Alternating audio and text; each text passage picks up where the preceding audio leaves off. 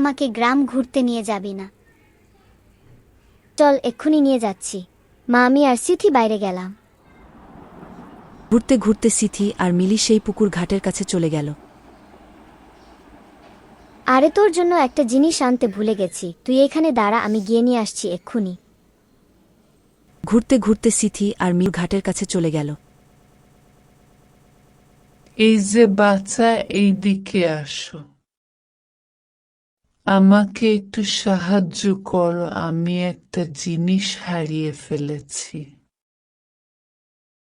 কোথায় হারিয়ে ফেলেছেন বুড়িমা? এই পুকুর ঘাটে হারিয়েছি।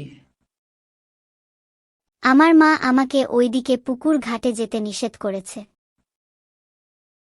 তুমি আমাকে সাহায্য করলে বরং তোমার মা খুশি হবে, যে কারণে তুমি গ্রামের লোকদের সাহায্য করছো।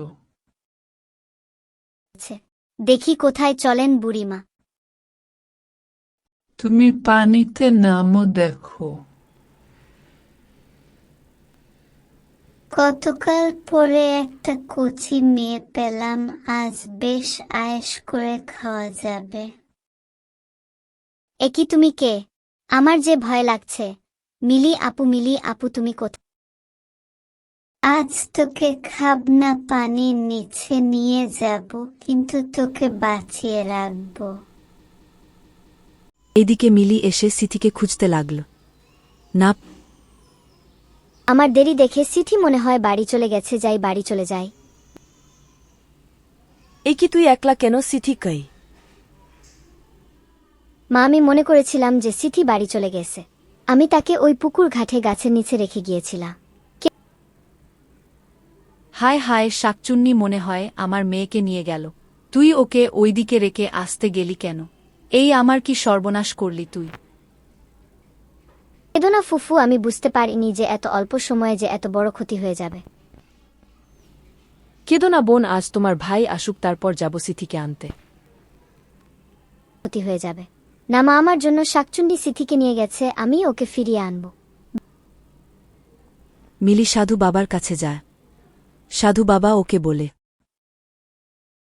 একটা উপায় আছে, শুন তাহলে।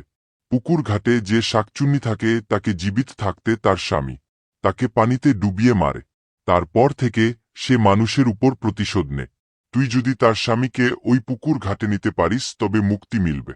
আর এই তাবিজটা রাখ, যখন শাকচুন্নি তোর উপর আক্রমণ করতে আসবে তুই এই সর্ষে তার উপর ছিটিয়ে দিবি। বাবার কথা মতো অনেক কষ্টে মানিক এর বাড়ি খুঁজে ফেল। কে আসলো এই অবেলায়? বুড়ো বয়সে হাড্ডিতে জোর পাই না। যাই দেখি দরজাটা খুলি।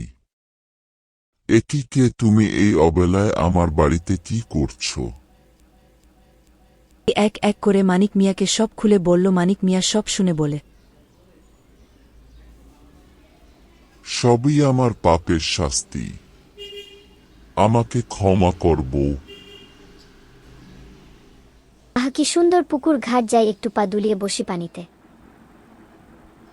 আমি কাকে দেখছি? আয় আয়, কি সৌভাগ্য আমার আজ যে না চাইতেই একটা খাবার এসে হাজির। আমাকে ক্ষমা কর বউ। আমার জন্য তোমার এত দুর্দশা। আমার পাপের শাস্তি তুমি ওই গ্রামবাসীকে দিও না। কেন ছাড়বো সবাইকে? তুই কি আমাকে ছেড়েছিলি?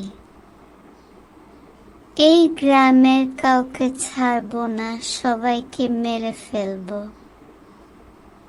প্রয়োজনে আমাকে শাস্তি দেও, আমাকে মেরে ফেল, তবু সবাইকে ছেড়ে দাও। আমি তোর বোনকে ছেড়ে দিব, কিন্তু এই বুড়াকে পানিতে নিয়ে যাব। ধন্যবাদ মিলি আপু, তোমার কারণে আজ আমি বাঁচলাম। আমার বোন তোকে আমি বাঁচাবো না, বরং ভালোই হয়েছে, আজ তোর জন্য গ্রামের মানুষ শাকচুন্নির হাত থেকে রক্ষা পেল।